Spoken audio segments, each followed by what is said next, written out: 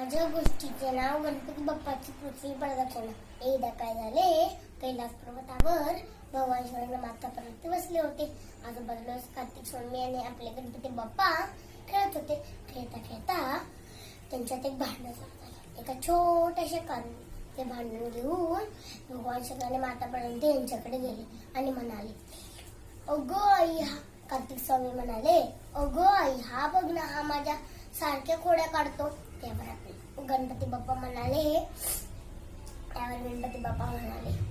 अगो नाही काय, दादाच माझ्यावर गुळगुळी करतो, सारखं मला हे कर ते कर सारखं सांगतो, मला नीट खेळूच देत नाही.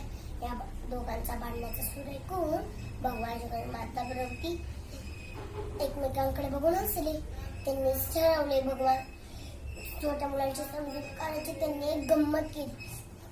त्यांनी कार्तिक स्वामीने आपले गणपती बाप्पांना सांगितले, हे बघा, कोणी खोडी काढली आणि कोणी नाही हे आपण ठरवू शकत नाही.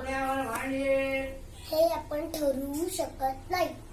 माझ्याकडे एक नवीन गेम आहे, तो तुम्ही पूर्ण करचाल का?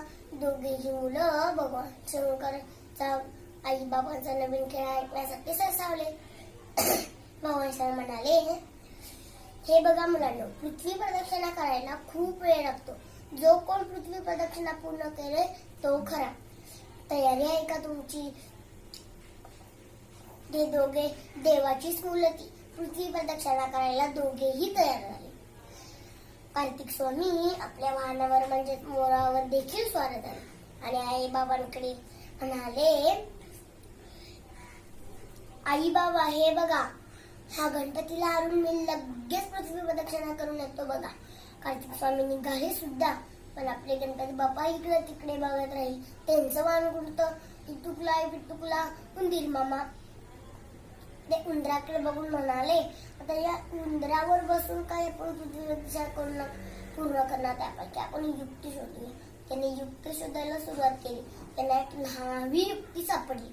त्यांनी माता पर्वती जिथे बसले होते ना तिथे गेले आणि त्यांना वाकून मनाभावे नमस्कार घातला आणि डाव्या बाजूने उजव्या बाजूपर्यंत एक गोल प्रदक्षिणा घातली. प्रदक्षिणा झाल्यावर त्यांना साष्टांग नमस्कार घातला. तुम्हाला माहिती आहे का साष्टांग नमस्कार म्हणजे काय?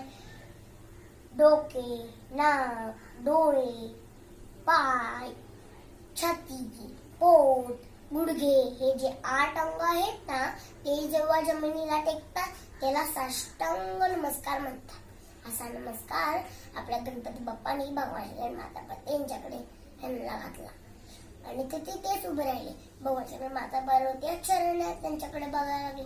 तो पृथ्वी प्रदक्षिणा करायला का जात नाही? पण आपले गणपती बाप्पा पिटुकला सोबत खेळत बसले. तेवढ्यात कार्तिक स्वामी पृथ्वी प्रदक्षिणा करून आले सुद्धा. येतात आणि बघतात तो काय, गणपती बाप्पा तिथेच उभे आणि ते म्हणाले, वा, आज आपण जिंकलो. असं म्हणून भगवान माता पर्वती यांच्याकडे गेले आणि म्हणाले, आई बाबा, बघा मी जिंकलो. खरं आहे की नाही मी जिंकलो?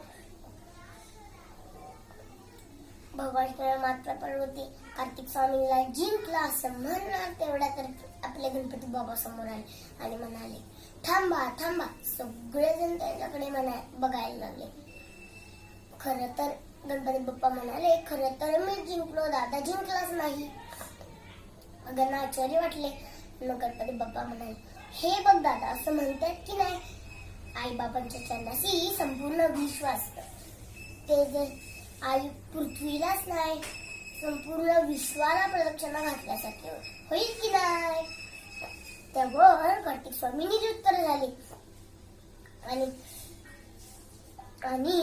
भगवान माता पर्वती यांच्याकडे बघायला लागले. भगवान माता पर्वती एकमेकांकडे बघून मान्य केले, हो, गणपती बाप्पाची जी युक्ती आहे ती बरोबर आहे. आई बाबांच्या चरणाशी संपूर्ण विश्वास, आई बाबांचा नेहमी मान ठेवला पाहिजे. यातून आपण 2 गोष्टी लक्षात आल्या. आई बाबांच्या चरणाशी संपूर्ण विश्वास म्हणून आई बाबांचा नेहमी मान ठेवला पाहिजे. आणि दुसरी महत्वाची गोष्ट म्हणजे कोणत्याही संकटात आपली युक्ती आणि बुद्धी नेहमी श्रेष्ठ ठेवली पाहिजे. दिली की नाही गणपती बाप्पाने आपल्याला छानशी शिकवण, म्हणून म्हणा गणपती बाप्पा मोरया. धन्यवाद.